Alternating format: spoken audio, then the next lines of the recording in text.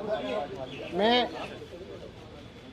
एक तो कल अमेरिका के एक सबसे बड़े अखबार और दुनिया के बहुत नामचीन अखबार न्यूयॉर्क टाइम्स में कल एक खबर छपी थी जिसमें दिल्ली के एजुकेशन मॉडल को फ्रंट पेज पे कवर किया गया है।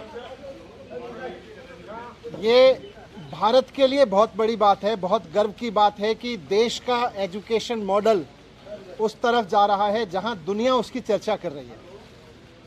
भारत के एजुकेशन मॉडल में दुनिया को कुछ ऐसा दिखाई दे रहा है, दुनिया के सबसे बड़े अखबारों को ऐसा दिखाई दे रहा है ताकि वो दुनिया को प्रेरित कर सकें, उससे दुनिया को बता सकें। ये हमारे लिए गर्व की बात है। अभी मैं ये देख रहा था कि इसी न्यूयॉर्क टाइम्स के फ्रंट पेज पे करीब 1.5 साल पहले ये तस्वीर छपी थी, आपने भी देखा होगा, जिसमें कोविड के दौरान नदी के किनारे जलती हुई लाखों लाशों की तस्वीरें छपी थीं। कोविड के दौरान लाखों लाशें मां गंगा के किनारे पर किस तरह से गैर इंसानियत से जलाई गई थी, उसकी तस्वीर, उसकी खबर न्यूयॉर्क टाइम्स में छपी थी 1.5 साल पहले। जब ये खबर हमने देखी थी और देश के लोगों ने देखी थी तो एक भारतीय के नाते थोड़ा अपने आप पे शर्म आई थी, अपनी गवर्नेंस पे शर्म आई थी, अपने मॉडल पे शर्म आई थी। दुनिया में कोविड हैंडल हो रहा था लेकिन हम ऐसे हैंडल कर रहे थे, इस पर शर्म आई थी कि भारत में कोविड ऐसे हैंडल हो रहा है। कल जब ये खबर छपी तो एक भारतीय के नाते सबको गर्व हुआ कि भारत में एजुकेशन का ऐसा मॉडल है जिसको न्यूयॉर्क टाइम्स जैसे अखबार फ्रंट पेज पे लीड स्टोरी बना बना के पूरी पिक्चर और पूरी स्टोरी छाप रहे हैं, इतना बड़ा आर्टिकल छाप रहे हैं। ये मेरे लिए भी गर्व की बात है, लेकिन मैं बहुत विनम्रता के साथ कहना चाहता हूँ कि ये खबर मेरी उपलब्धि नहीं है। ये खबर मेरी वजह से नहीं छपी कि मैंने कुछ ऐसा कर दिया जिसकी तारीफ हो रही है। ये एक्चुअली दिल्ली के टीचर्स की तारीफ है। तो आज जब न्यूयॉर्क टाइम्स के फ्रंट पेज पे दिल्ली के टीचर्स का काम छप रहा है और सारी दुनिया उनकी तारीफ कर रही है, तो मैं दिल्ली के टीचर्स को बहुत बहुत बधाई देना चाहता हूँ। मैं उनको कहना चाहता हूँ कि इसी तरह से लगे रहिए। लाखों करोड़ों बच्चे, आने वाली पीढ़ियाँ इस बात को याद रखेंगी कि दिल्ली के टीचर्स ने और दिल्ली के बच्चों ने इतनी मेहनत की कि उनका काम दुनिया में, सारी दुनिया के सर चढ़ के बोला, सारी दुनिया में भारत की तारीफ का कारण बना। ये हम सब के लिए और ख़ासतौर से हमारे टीचर्स के लिए गर्व की बात है। कल मेरे घर सीबीआई के ऑफिसर्स आए थे और दिल्ली सचिवालय में मेरे जो एजुकेशन मिनिस्टर का, डिप्टी सीएम का ऑफिस है, वहाँ पर भी उन्होंने रेड की थी। सारे ऑफिसर्स दोनों जगह बहुत अच्छे लोग थे, बहुत अच्छे से सबने बहुत व्यवहार किया। उनको ऊपर से ऑर्डर्स हैं, उसकी तामील उनको करनी है। जो भी उनसे सही गलत कराया जा रहा है वो ऊपर के ऑर्डर से कराया जा रहा है। लेकिन मैं व्यक्तिगत रूप से खुद और अपने परिवार की तरफ से उन तमाम सीबीआई ऑफिसर्स का बहुत धन्यवाद करना चाहता हूं जिन्होंने कल बहुत अच्छे से मेरे परिवार के साथ व्यवहार करते हुए मेरे घर को सर्च किया। और मुझे व्यक्तिगत रूप से उनसे मिलके अच्छा लगा। सीबीआई कोई अपने घर पे नहीं चाहता है, लेकिन अच्छे लोग थे, अच्छा लगा। जिस एक्साइज पॉलिसी के बारे में ये सारा विवाद खड़ा किया जा रहा है,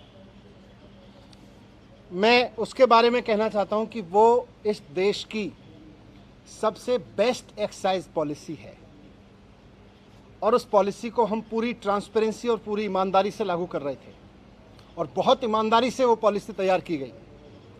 अगर दिल्ली के एलजी साहब ने 48 घंटे पहले उस पॉलिसी को फेल करने की साजिश के तहत अपना फैसला नहीं बदला होता तो आज दिल्ली सरकार को इस बेस्ट एक्साइज पॉलिसी से कम 10,000 करोड़ रुपए हर साल मिल रहे होते।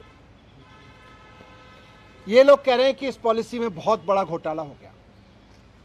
कल मैं मनोज तिवारी जी का एक प्रेस कॉन्फ्रेंस देखा मैंने।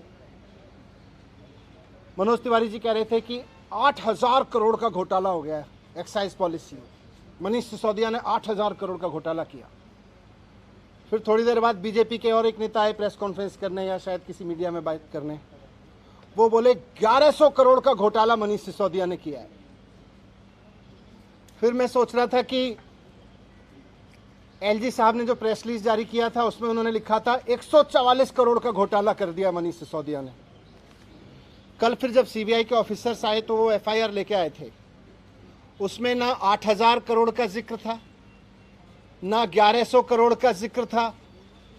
उसमें लिखा था सोर्सेज कह रहे हैं कि 1 करोड़ का घोटाला हुआ है। सोर्सेज कह रहे हैं कि 1 करोड़ का घोटाला हुआ है, ये सीबीआई की एफआईआर कह रही है। इसमें ना 144 करोड़ का जिक्र है, ना 11,000 करोड़ का जिक्र है, 1100 करोड़ का, ना 8000 करोड़ का मनोज तिवारी जी वाला जिक्र है। मैं कह रहा हूं कि ये सब बकवास है, ये सब बकवास कर रहे हैं। इस पूरी पॉलिसी में कोई घोटाला नहीं हुआ, बहुत शानदार पॉलिसी है। और जो ये लोग कह रहे हैं, इनको ना तो कुछ पता है, ना इन्होंने कुछ पढ़ा है, बस इनको तो कहीं से कोई स्क्रिप्ट जो दी जाती है ये उसको रटते हैं। मैं आज आपको बताता हूं कि इस पूरे शोर शराबे के पीछे असली कहानी क्या है, इसका सच क्या है। सच ये है कि मुद्दा शराब का घोटाला है ही नहीं। इनको शराब के किसी घोटाले की चिंता नहीं है, इनको घोटाले की चिंता नहीं है। अगर इनको शराब के घोटाले की चिंता होती तो गुजरात में हर साल 10,000 करोड़ रुपए की एक्साइज चोरी होती है। अगर शराब की एक्साइज की चोरी की अगर चिंता इनको होती, एक्साइज के घोटाले की इनको चिंता होती, तो आज ये सीबीआई का पूरा हेडक्वार्टर गुजरात में शिफ्ट करा देते 10,000 करोड़ का घोटाला रोकने के लिए। और यही लोग करवा रहे हैं, जो लोग सीबीआई को इंस्ट्रक्शंस दे रहे हैं ना, यही लोग गुजरात में 10,000 करोड़ रुपए की एक्साइज की चोरी कर रहे हैं। लेकिन इनको घोटाले की चिंता नहीं है, शराब की एक्साइज की पॉलिसी में हो रही चोरी की किसी की चिंता नहीं है, क्योंकि गुजरात में 10,000 करोड़ की चोरी हो रही है। वहां सीबीआई नहीं भेजते। अगर घोटाले की चिंता होती तो ईडी का दफ्तर वहां खुल जाता, ईडी का पूरा हेडक्वार्टर वहां शिफ्ट हो जाता। वहां नहीं हो रही कोई धरपकड़। इसलिए मुद्दा तो करप्शन है ही नहीं, मुद्दा तो शराब का घोटाला है ही नहीं, मुद्दा तो घोटाला है ही नहीं। अगर मुद्दा घोटाला होता तो प्रधानमंत्री जी ने कुछ दिन पहले बुंदेलखंड एक्सप्रेसवे का उद्घाटन किया था। आप सबने देखा था, आप सबने दिखाया था, सारे मीडिया ने चलाया था। और सारे मीडिया ने देश के बहुत शोर से बताया कि प्रधानमंत्री जी ने जिस हाईवे का, एक्सप्रेसवे का उद्घाटन किया था, 5 दिन के अंदर अंदर वो पूरी तरह से धंस गया। बहुत बड़ा घोटाला हुआ वो एक्सप्रेसवे बनाने में, हाईवे बनाने में। अगर मुद्दा करप्शन होता तो आज सीबीआई और ईडी प्रधानमंत्री द्वारा उद्घाटित किए गए उस महामार्ग के घोटालेबाजों को पकड़ रही होती, उनके घर रेड कर रही होती, जिन्होंने इतना बड़ा घोटाला कर दिया कि प्रधानमंत्री जी ने जिस एक्सप्रेसवे का उद्घाटन किया 5 दिन में धंस गया। वो है घोटाला। लेकिन जैसा मैं कह रहा हूं, मुद्दा घोटाला है ही नहीं।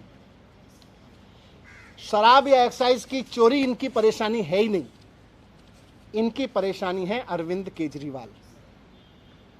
इनकी परेशानी है कि अरविंद केजरीवाल जिस तरह से अब पूरे देश में एक काम करने वाले ईमानदार नेता के रूप में पहचान बनाते जा रहे हैं और पूरे देश के लोग अब उनको पसंद करने लगे हैं, इनकी परेशानी ये है। और पंजाब के बाद तो पूरे देश में अरविंद केजरीवाल जी को एक राष्ट्रीय विकल्प के रूप में देखा जाने लगा है। इनकी परेशानी ये है। ये जो पूरी कार्रवाई मेरे खिलाफ हो रही है, ये जो पूरी कार्रवाई मेरे दफ्तर में हो रही है, मेरे घर में रेड डाली जा रही है, ये हो ही इसलिए रही है कि अरविंद केजरीवाल जी को रोकना चाहते हैं। ये अरविंद केजरीवाल जी को रोकने की जो साजिश रची जा रही है उसी स्क्रिप्ट का हिस्सा है। आप सब जानते हैं, देश जानता है कि अरविंद केजरीवाल जी की सबसे बड़ी ताकत है कि वो एक बहुत कट्टर ईमानदार नेता है। अरविंद केजरीवाल जी की दूसरी सबसे बड़ी ताकत है कि उनको काम करना और काम करवाना आता है। उनको दिल्ली का एजुकेशन ठीक करके उन्होंने दिखा दिया कि एजुकेशन कैसे ठीक होता है। उन्होंने हेल्थ ठीक करके दिखा दिया कि हेल्थ सिस्टम कैसे ठीक होता है। आज दुनिया भर में मैंने दिखाया आपको, आज अरविंद केजरीवाल जी की वजह से दुनिया भर में भारत का नाम रोशन हो रहा है। इसलिए आज ये इत्तेफाक नहीं है कि हेल्थ और एजुकेशन पर दुनिया भर में भारत का नाम रोशन करने वाले अरविंद केजरीवाल जी के हेल्थ मिनिस्टर के यहाँ छापे डाले जा रहे हैं, उनको जेल में डाला जा रहा है। उनके एजुकेशन मिनिस्टर के यहाँ छापे डाले जा रहे हैं, उनको जेल, मुझे जेल में डालने की तैयारी की जा रही है। मेरी गलती ये थोड़ी ना है, वो भी जानते हैं कि कोई भ्रष्टाचार नहीं हुआ।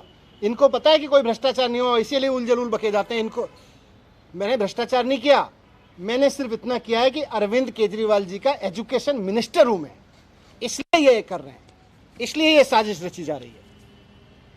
इन्होंने पहले अरविंद केजरीवाल जी के हेल्थ मिनिस्टर को गिरफ्तार किया, फिर कल मेरे यहां रेड डाल दी, अब 2-4 दिन में मुझको भी गिरफ्तार कर लेंगे। तो हेल्थ और एजुकेशन मॉडल जो है अरविंद केजरीवाल जी का, इनका मकसद है कि उसको रोका जाए। मैं कहना चाहता हूं कि देश के प्रधानमंत्री नरेंद्र मोदी जी को पूरे देश ने इतना बड़ा जनमत दिया है, ये शोभा नहीं देता प्रधानमंत्री जी को, नरेंद्र मोदी जी को ये शोभा नहीं देता कि वो इस तरह की छोटी छोटी सोच रखते हैं कि कोई आदमी काम करे तो उसके हेल्थ के काम को रोक लो, एजुकेशन मिनिस्टर को जेल में डालो, हेल्थ मिनिस्टर को जेल में डालो, क्योंकि वो अच्छा काम कर रहे हैं, क्योंकि सारी दुनिया में तारीफ हो रही है। अरविंद केजरीवाल जी में और नरेंद्र मोदी जी में मैं आज रखना चाहता हूं आपके सामने कि अरविंद केजरीवाल जी और नरेंद्र मोदी जी में यही फर्क है। केजरीवाल जी को अगर कोई अच्छा काम करते हुए दिखता है तो केजरीवाल जी उसकी प्रशंसा करते हैं, उससे प्रेरणा लेते हैं, उसकी तारीफ करके उसका हौसला बढ़ाते हैं और खुद उससे सीख के खुद करना चाहते हैं। मोदी जी का रुख यह है कि उनको अगर कोई अच्छा काम करता हुआ दिखता है तो वो उसके काम को रोकना चाहते हैं, उसके काम को साजिश के तहत रोक रोक के उसके लोगों को और उसको सीबीआई और ईडी का डर दिखा दिखा के उसको रोकना चाहते हैं। 2 दिन पहले अरविंद केजरीवाल जी ने make in India campaign launch किया। देश को नंबर 1 बनाना है, शिक्षा के जरिए, स्वास्थ्य के जरिए, रोजगार के जरिए। इस पे तो सारे देश को गर्व है, इस पे मोदी जी को भी गर्व होना चाहिए कि हमारे देश का एक मुख्यमंत्री make India number 1 campaign launch कर रहे हैं, हेल्थ और एजुकेशन के जरिए एक देश का विकास करने का विजन लेके चल रहे हैं। मोदी जी को तो इनको सपोर्ट करना चाहिए था। लेकिन जिस दिन अरविंद केजरीवाल जी ने मेक इंडिया नंबर 1 कैंपेन जारी किया, उसके 2 दिन के अंदर अंदर मोदी जी ने केजरीवाल जी के एजुकेशन मिनिस्टर के यहाँ पे सीबीआई की रेड करवा दी। केजरीवाल जी गरीबों के लिए, आम मिडिल क्लास आम आदमी के लिए काम करते हैं, उसके लिए सोचते हैं। मोदी जी केवल और केवल अपने कुछ करोड़पति अरबपति लोगों के लिए, अपने कुछ अरबपति दोस्तों के लिए सोचते हैं, उनके लिए काम करते हैं। केजरीवाल जी 24 घंटे देश के लिए सोचते हैं कि कैसे देश को आगे बढ़ाया जाए, कैसे सारे बच्चों को अच्छी शिक्षा दी जाए, कैसे किसी गरीब से गरीब आदमी का इलाज करवा दिया जाए। मोदी जी 24 घंटे ये सोचते हैं कि कौन से राज्य में पोजीशन की सरकार है, उसको पैसे देके या सीबीआई का डर दिखा के या ईडी का डर दिखा के कैसे उसको गिरा दिया जाए। मोदी जी 24 घंटे ये सोचते रहते हैं। जिस तरह से इन्होंने पिछले दिनों में पैसे के दम पे, ईडी के दम पे, सीबीआई के दम पे कई सरकारें गिराई हैं, आप सबने भी रिपोर्ट किया है। महाराष्ट्र में, गोवा में, तमाम बिहार में भी किया था इन्होंने, कर्नाटक में किया, मध्य प्रदेश में किया। पूरे देश के लोग इनसे अब दुखी हैं कि यार हम सरकार चुनते हैं, मोदी जी केवल 24 घंटे उसको गिराने में लगे रहते हैं। अरे आपको देश का प्रधानमंत्री बनाया, आप देश के लिए अच्छा सोचो। जिनको हमने राज्य के लिए किया है उसको राज्य के लिए अच्छा सोचें। मोदी जी केवल सीबीआई, ईडी, पैसा सब लगा के, साम दाम दंड भेद लगा के केवल सरकारें गिराने का 24 घंटे सपना देखते हैं। उसके अलावा मोदी जी को कोई सपना ही नहीं आता आजकल। मैं आज आपके सामने कहना चाहता हूं कि 2024 का चुनाव आम आदमी party versus Bharatiya Janata party होने जा रहा है। अब तक लोग पूछते थे कि मोदी वर्सेस हु, अब पूरे देश में माहौल बन रहा है कि मोदी जी नहीं चाहिए, अरविंद केजरीवाल जी को एक मौका देना है, एक मौका अरविंद केजरीवाल जी को देना है। अब ये बात पूरे देश से गूंजने लगी है। पूरा देश आज अरविंद केजरीवाल जी के साथ चल रहा है, इसलिए मोदी जी आज रोकना चाहते हैं। आज से 3-4 दिन के अंदर, हो सकता है आज कल परसों में, कभी भी ये सीबीआई, ईडी भेज के मुझे भी गिरफ्तार कर लेंगे, कई सारे और आप नेताओं को भी गिरफ्तार कर लेंगे। लेकिन मैं कहना चाहता हूं कि हम भगत सिंह के फॉलोअर हैं, हम अपने आप को भगत सिंह की संतान मानते हैं। हम डरने वाले नहीं हैं तुम्हारी सीबीआई से, तुम्हारी ईडी से, तुम्हारे पैसे के आगे बिकने वाले नहीं हैं। हमको नहीं तोड़ पाओगे तुम, हमको नहीं झुका पाओगे। आज मैं कह रहा हूं, हम देश के लिए जान भी कुर्बान करेंगे, हम देश के लिए जेल भी जाएंगे, लेकिन लाखों बच्चों का भविष्य संवारना बंद नहीं करेंगे, करोड़ों लोगों के इलाज के लिए काम कराना बंद नहीं करेंगे। आज हमारे साथ अरविंद केजरीवाल जी के साथ लाखों बच्चों की दुआएं हैं, करोड़ों लोगों की दुआएं हैं, करोड़ों पेरेंट्स की दुआएं हैं। हम आपसे डरने वाले नहीं हैं। अगला चुनाव तो अब मोदी वर्सेस अरविंद केजरीवाल होकर रहेगा। धन्यवाद। मनीष जी, जब आप ये बात कर रहे हैं तो सवाल ये उठते हैं कि रेड जो हुई वो एक्साइज पॉलिसी को लेकर हुई और आप एजुकेशन और हेल्थ पे चले जाते हैं। ये नहीं बता रहे हैं कि आपने जो पॉलिसी में लास्ट में बंद करके पुरानी पॉलिसी को शुरू किया, उससे आपको अगर फायदा था तो आपने बदली क्यों? देखो, मैं अभी बोला कि मुद्दा तो एक्साइज पॉलिसी या भ्रष्टाचार है ही नहीं तो अगर एक्साइज पॉलिसी का भ्रष्टाचार होता तो आज गुजरात में रेड हो रही होती। हुज ट्रेजेडी हो गई गुजरात में। कौन कर रहा है? वहां पे सीबीआई रेड नहीं कर रहे, वहां पे ईडी रेड नहीं कर रही, यहाँ पे हो रही है ईडी सीबीआई रेड। मुझे जेल भेजेंगे, उन लोगों को जेल भेजते। इनके ही तो लोग हैं वो करा रहे हैं, 10,000 करोड़ की चोरी कर ले रहे हैं, लोग मरवा रहे हैं। तो मुद्दा तो असली है कि अरविंद केजरीवाल को कैसे रोकना है। इस पे पुरानी पॉलिसी दोबारा से क्यों लाई गई? पुरानी पॉलिसी दोबारा से क्यों लाई गई?